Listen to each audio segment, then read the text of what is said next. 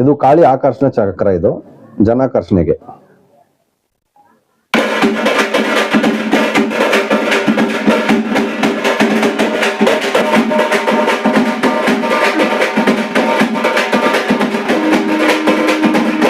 Court ಕಚೇರಿ, ಮನೆ ಸಮಸ್ಯೆ, ಜಮೀನ್ ಇಸ್ಕೋಬೇಕಂದ್ರೆ ಮುಂತಾದ ವಿಷಯಗಳು, ಆಮೇಲೆ ಲವ್ ಪ್ರಾಬ್ಲಮ್ಸ್, ಮನೆಯಲ್ಲಿ ಕಲಹ, ಗಂಡ ಹೆಂಡತಿ ಕಲಹಗಳದೆ, ಅದಕ್ಕೆ ಬಂದು ಬೀಗಗಳು ಪರಿಹಾರ ಇಕ್ಕಿದೀವಿ. ಅದು ಬೀಗಗಳು 100% ಸಕ್ಸಸ್ ಆಗ್ತಾ ಇದೆ.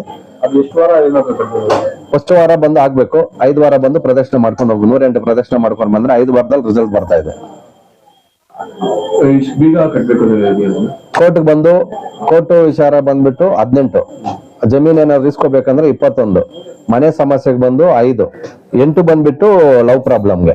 ಫ್ರೀ ಏನಿಲ್ಲ, ನಾವು ಟೋಕನ್ ಇಟ್ಟಿದ್ವಿ, ಟೋಕನ್ ಪ್ರಕಾರ ಕಲೆಕ್ಟ್ ಮಾಡ್ತಾ ಇದ್ವಿ. ನಾವು ಫ್ರೀ ಕೊಡಕ್ ಆಗಲ್ವಲ್ಲ, ನಾವು 100 ರೂಪಾಯಿ ಟೋಕನ್ ಇಕ್ಕಿದೀವಿ, ಶುಗರ್ 500 ರೂಪಾಯಿ ಇಕ್ಕಿದೀವಿ, ಅದು ಹೋಗ್ತಾ ಇದೆ. ಮಿಕ್ಕಿದ್ದು ದೇವ್ಗಳೆಲ್ಲ ಬಿಡ್ಸೋದೆಲ್ಲ ಫ್ರೀಯಾಗೆ ಹೋಗ್ತಾ ಇದೀವಿ. ಆಮೇಲೆ ಮಾಟ ಮಂತ್ರ ಕಟ್ಟು ಹೊಡಿಯೋದು ಅವೆಲ್ಲ ಫ್ರೀಯಾಗೆ ಮಾಡ್ತಾ ಇದೀವಿ. ಆಮೇಲೆ ನರಗಳ ವೀಕ್ನೆಸ್ ಇರುತ್ತೆ ಗಂಡಸರಿಗೆ, ಅದಕ್ಕೆ ಕೊಡ್ತಾ ಇದೀವಿ. ಆಮೇಲೆ ಮಕ್ಳಿಗೆ ಆಗದೆ ಇರೋದು ಅದಕ್ಕೆ ಔಷಧಿ ಕೊಡ್ತಾ ಇದೀವಿ. BP, ಶುಗರ್, ಥೈರಾಯ್ಡ್ಗೆ ಈಗಲೆಲ್ಲ ಮುಂತಾದವೆಲ್ಲ ಕೊಡ್ತಾ ಇದೀವಿ ದೇವಸ್ಥಾನದಲ್ಲಿ. ಇದು ಗ್ರಹಣದಲ್ಲಿ ಬರ್ದಿರೋದು, ಬರ್ದು ಅವತ್ತೆ ಪ್ರೇಮಕ್ಕೆ ಅವತ್ ನೈಟ್ ಎಲ್ಲ ಫುಲ್ ಮಾಡಿರೋದು. ಆ ಜನಾಕರ್ಷಣೆ, ಅಷ್ಟದಿಗ್ಬಂಧನ, ಗೃಹ ಬಂಧನ, ಈ ತರ ಮುಂತಾದ ಸಮಸ್ಯೆಗಳಿದ್ರೆ ಇದು ಚಕ್ರಲ್ಲಿ ಬರ್ದು ಇಕ್ಕಿದೀವಿ.